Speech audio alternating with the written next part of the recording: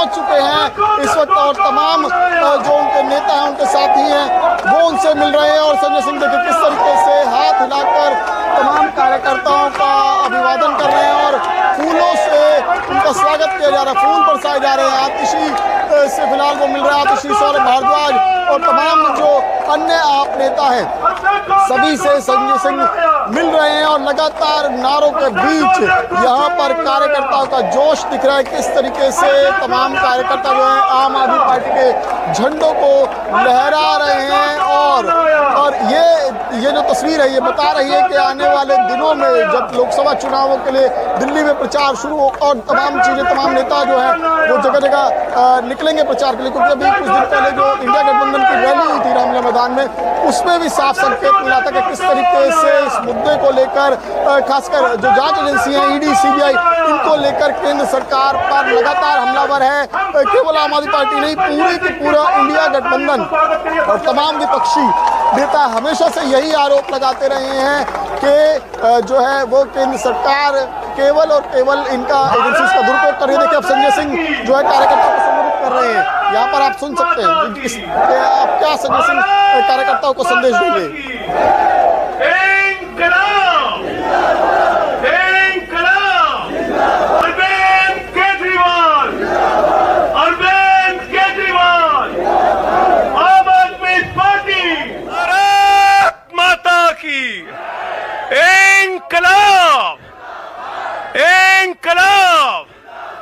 अरविंद केजरीवाल, अरविंद केजरीवाल, अरविंद केजरीवाल, आम आदमी पार्टी, आम आदमी पार्टी, आम आदमी पार्टी, हमारे कार्यकर्ता। मंच पर आसीन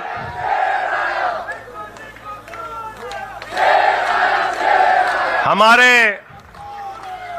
सभी सुख दुख के साथी, संघर्षों के साथी और हमारा एक एक कार्यकर्ता जो भारतीय जनता पार्टी की तानाशाही का जमकर मुकाबला कर रहा है, उसको सबको हृदय की गहराइयों से बधाई देना चाहता हूं और नमन करना चाहता हूं। और इस आम आदमी पार्टी के कार्यालय से देश के तानाशाह को अगर मेरी आवाज सुनाई दे रही है तो मैं बताना चाहता हूं ये आम आदमी पार्टी है। हम आंदोलन की कोख से पैदा हुए हैं, तुम्हारे किसी बंदर घुड़की से डरने वाले नहीं है, तुम्हारे किसी बंदर घुड़की को डरने वाले नहीं है। तुम हमारी पार्टी को बर्बाद करना चाहते हो। अरविंद केजरीवाल को तुमने जेल में भेज दिया, मनीष सिसोदिया को तुमने जेल में भेज दिया, सत्येंद्र जैन को तुमने जेल में भेज दिया। उनका गुनाह क्या है? उनका गुनाह यह है कि वो दिल्ली की 2 करोड़ जनता को अच्छी शिक्षा देना चाहते हैं। उनका गुनाह यह है कि वो दिल्ली के बुजुर्गों को तीर्थ यात्रा कराना चाहते हैं। उनका गुनाह यह है कि वो मुफ्त में पानी देना चाहते हैं। हमारी माताओं बहनों को आर्थिक संकट में अपने पति का चेहरा ना देखना पड़े, इसलिए 1000 रुपए की आर्थिक सहायता देना चाहते हैं। उनका गुनाह यह है कि हमारी माताएं बहनें जब मजदूरी करती हैं, उनके पास बस का किराया नहीं होता। एक ऑटो वाले की बेटी जो कॉलेज जाती है, उसके पास बस का किराया नहीं होता। उनका गुनाह यह है कि अरविंद केजरीवाल कहते हैं हमारी बेटियों को, हमारी माताओं को बस की यात्रा के लिए 1 रुपए नहीं देना पड़ेगा। तुम हिंदुस्तान की सबसे बेहतरीन सरकार अरविंद केजरीवाल की सरकार को गिराना चाहते हो, तोड़ना चाहते हो, हमारे विधायकों को डराना चाहते हो। आतिशी को गिरफ्तार करोगे, सौरभ भारद्वाज को गिरफ्तार करोगे, दुर्गेश पाठक को गिरफ्तार करोगे, राघव चड्ढा को गिरफ्तार करोगे, हमारे विधायकों के घर पे छापेमारी करोगे, इनकम टैक्स का छापा गुलाब सिंह पे, कैलाश गहलोत से 4.5 घंटे पूछताछ। तानाशाही मचा रखी है इस देश के अंदर, तानाशाही मचा रखी है, तानाशाही तबाही मचा रखी है। मैं कहना चाहता हूं 6 महीने जेल में रह के आया हूं, 6 महीने जेल में रह के आया हूं। नरेंद्र मोदी जी, कान खोलकर सुन लो, आम आदमी पार्टी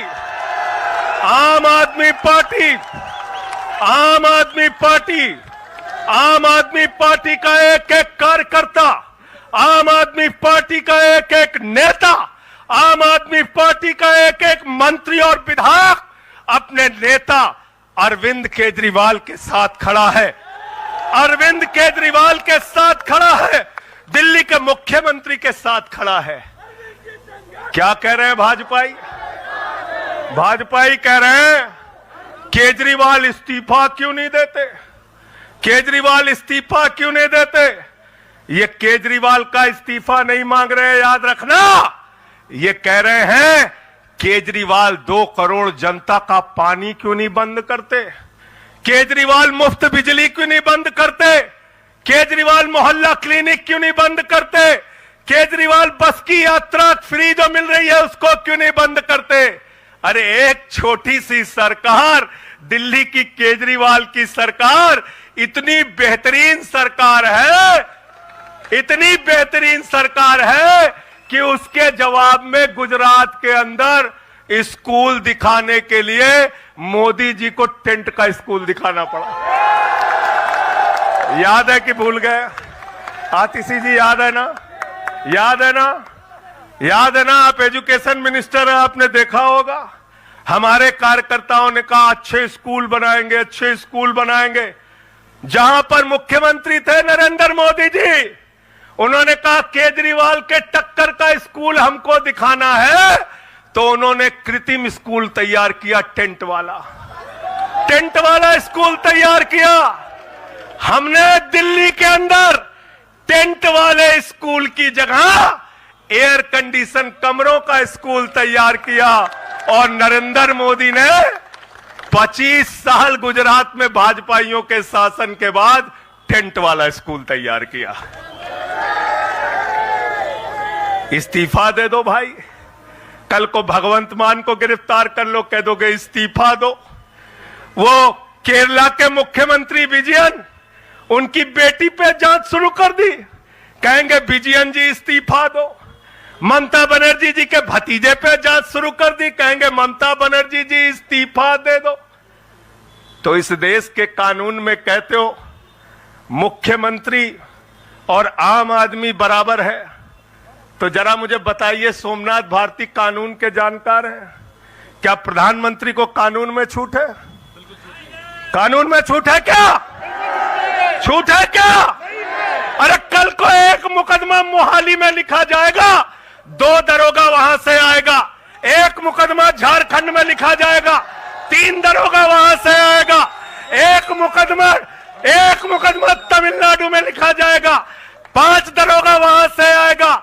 और 5 मुकदमा बंगाल में हमारी ममता दीदी लिख लेंगी, तो 10 दरोगा वहां से आ जाएंगे, 10 दरोगा आ जाएंगे। और मोहाली और रोपड़ वाला दरोगा आएगा, कहेगा नरेंद्र मोदी जी घर पे हैं।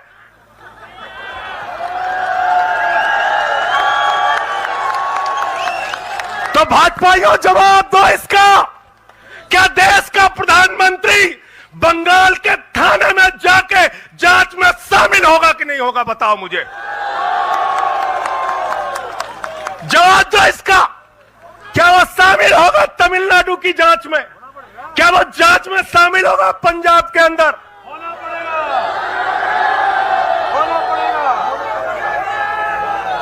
दरोगा, डीएसपी, एसपी इन्हीं विपक्ष के राज्यों से, रेवंत रेड्डी के राज्य से, सिद्धारमैया के राज्य से पहुंच गए गृह मंत्री अमित शाह के घर में। बोले अमित शाह है,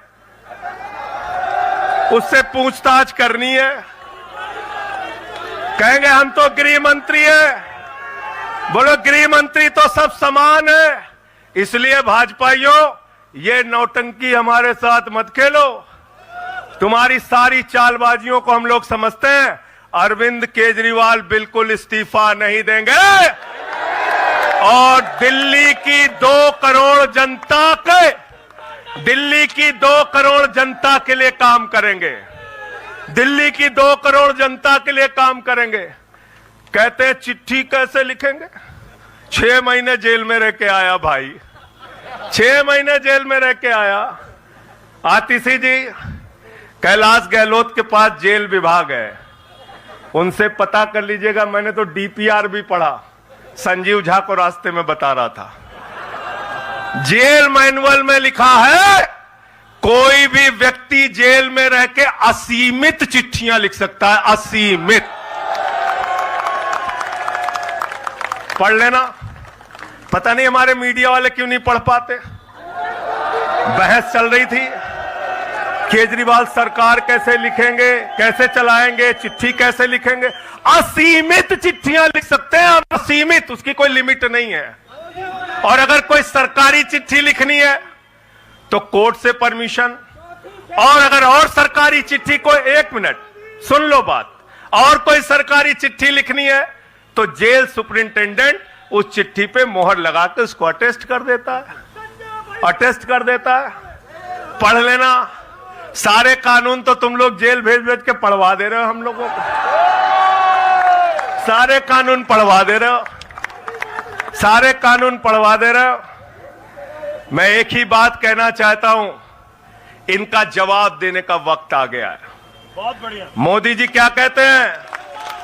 मोदी जी कहते हैं भ्रष्टाचारियों को छोड़ूंगा नहीं, भ्रष्टाचारियों को छोड़ूंगा नहीं, भ्रष्टाचारियों को छोड़ूंगा नहीं। पूरब से लेकर पश्चिम तक, उत्तर से लेकर दक्षिण तक जितने भ्रष्टाचारी हैं सबको भाजपा में शामिल करूंगा। गलत तो नहीं कह रहा भाई? गलत तो नहीं कह रहा? रात में 10 बजे किस जज्बे के साथ हमारा कार्यकर्ता ललकार रहा है। देखो मोदी जी, देखो आके, देखो ये आम आदमी पार्टी के कार्यकर्ता है, देखो देखो ललकार रहा है। ये तुम्हारे बंदर गुड़की से डरेगा? ये तुम्हारी बंदर गुड़की से डरने वाला है? भाजपाइयों की बंदर गुड़की से एक कार्यकर्ता हमारा डरने वाला है? लाठी चलाओगे ना, लाठी चलाओगे। तुम्हारे पास जितनी मजबूत लाठी है उससे मजबूत हमारे कंधे हैं, उससे मजबूत हमारे सीने हैं, उससे मजबूत आम आदमी पार्टी का एक एक कार्यकर्ता का जज्बा है। लाठी चलाओगे। कहते हैं भ्रष्टाचारियों को नहीं छोड़ूंगा, एक एक भ्रष्टाचारी को शामिल करूंगा। मुझे आतिशी जी, भाजपा के कार्यकर्ताओं पे बड़ी दया आती है। सौरभ भाई, बहुत दया आती है। बेचारे आसाम में तैयार हुए, वाटर घोटाला, वाटर घोटाला, वाटर घोटाला, बुकलेट तैयार की, लाठी से उसको 6 महीने तक बांटा कि ये हेमंत बिस्व शर्मा का भ्रष्टाचार है, हेमंत बिस्व शर्मा का भ्रष्टाचार है। लाठी खाए, जेल में गए। गोपाल राय जी, क्या हुआ उसके बाद? क्या हुआ? कार्यकर्ता जुलूस निकाल रहा था, मोदी जी हेमंत बिस्व शर्मा को गले लगा रहे थे, गले लगा रहे थे। वो रोने लगा, उसने कहा अरे इसने तो वाटर घोटाला किया है। बोले कुछ नहीं, अब हमारा भाई है। उसको मुख्यमंत्री बना दिया, उसको मुख्यमंत्री बना दिया। उसके बाद कहने लगे अजीत पवार ने 70,000 करोड़ का घोटाला किया है, चक्की पिसिंग पिसिंग पिसिंग पिसिंग पिसिंग पिसिंग। सारे भाजपाई कार्यकर्ता लग गए बेचारे, कहने लगे मोदी जी कह रहे पिसिंग तो पिसिंग करेगा। अब वो सब कार्यकर्ता बेचारे नारा लगा रहे थे पिसिंग पिसिंग पिसिंग, तब तक पता चला उसको भी गले लगा लिया। पिसिंग पिसिंग की जगह कहने लगे मिक्सिंग मिक्सिंग मिक्सिंग मिक्सिंग। फिर कहने लगे हसन मुशर्रफ चीनी घोटाला किया है 100 करोड़ का। फिर कहने लगे छगन भुजबल ने महाराष्ट्र सदन का घोटाला किया है। और तो और ये भाजपाइयों, इनको शर्म नहीं आती, कहते राष्ट्रवादी हैं, कह रहे थे आदर्श घोटाला किया है, हमारे जवानों का पैसा खाया है, ये किया है, वो किया है। आदर्श घोटाले के खिलाफ भाजपा का कार्यकर्ता लाठी खा रहा था। आदर्श घोटाले वाले मुख्यमंत्री को उठा के राज्यसभा में भेज दिया भाजपाइयों ने अशोक चौहान को भेज दिया। वहां गए, कहने लगे शारदा स्कैम किया, नारदा स्कैम किया। मुकुल राय शुभेंदु अधिकारी को भाजपा में शामिल कर लिया। तो मैंने भाजपाइयों के लिए नारा बनाया है, जो जितना बड़ा भ्रष्टाचारी वो उतना बड़ा पदाधिकारी। जो जितना बड़ा भ्रष्टाचारी वो उतना बड़ा पदाधिकारी। भाजपा का पदाधिकारी। मैं भाजपाइयों के लिए मैंने बोला, गोपाल भाई, भाजपाइयों के लिए नारा बनाया स्पेशली। जेल में खाली थे, कुछ तो काम करना था। जो जितना बड़ा भ्रष्टाचारी वो उतना बड़ा पदाधिकारी है। और भाजपाई जब भ्रष्टाचार के खिलाफ बोलते हैं तो ऐसा लगता है ओसामा बिन लादेन अहिंसा पे उपदेश दे रहा है। सूप बोले तो बोले, चलनियों बोले जगह 72 छेद।